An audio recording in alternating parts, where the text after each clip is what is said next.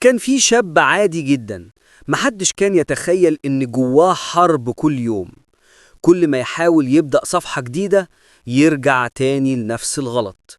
كان بيحس بالذنب بعد كل مرة، بس برضه يرجع كأنه مربوط بحبل مش عارف يفكه. وفي يوم تعب بجد، حس إنه مش قادر يكمل كده. مسك موبايله، وقف قدام المراية وقال لنفسه: لحد إمتى؟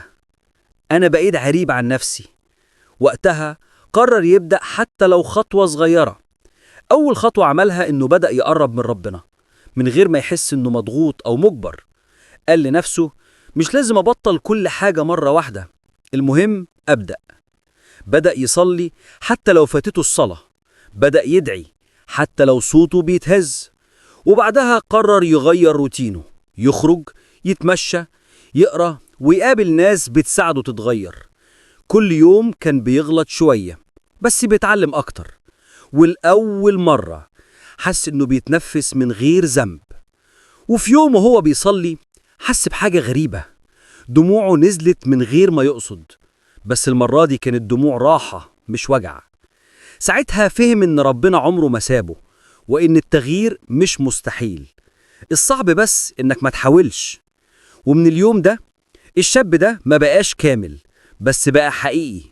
بيغلط بس بيتوب، بيضعف بس بيقوم. وتعلم ان اللي بيتعلق بربنا عمره ما بيضيع. ومن يومها بدأ يعيش بشكل أبسط. ما بقاش بيدور على الكمال، بقى بيدور على السلام. بقى كل ما يقع يقوم ويقول: كفاية اني بحاول. الكلمة دي بالنسبة له كانت طوق نجاة. بدأ يكتب كل يوم كلمتين في كشكول صغير: أنا قادر أبدأ من جديد. ومع الوقت بقى فعلا بيصدق الجملة دي. الناس حواليه لحظة التغيير، بس محدش كان فاهم المعركة اللي هو كسبها جواه. محدش كان يعرف قد إيه كل لحظة ضعف كانت محتاجة شجاعة. وفي مرة شاف حد بيعيش نفس اللي هو كان فيه، ما اتريقش عليه ولا حكم عليه. ابتسم وقال له: أنا كنت زيك، بس عارف في طريق غير ده. ومن اللحظة دي فهم إن التغيير مش رحلة لوحده، ده نور بيتنقل من قلب لقلب، من وجع لأمل، من ضعف القوة. وفي آخر القصة رفع عينه للسما وقال: يا رب، أنا لسه مش كامل، بس مبسوط إنك ما سبتنيش. ومن هنا بدأت حياة جديدة، مش خالية من الأخطاء، بس مليانة نية صافية وسعي صادق.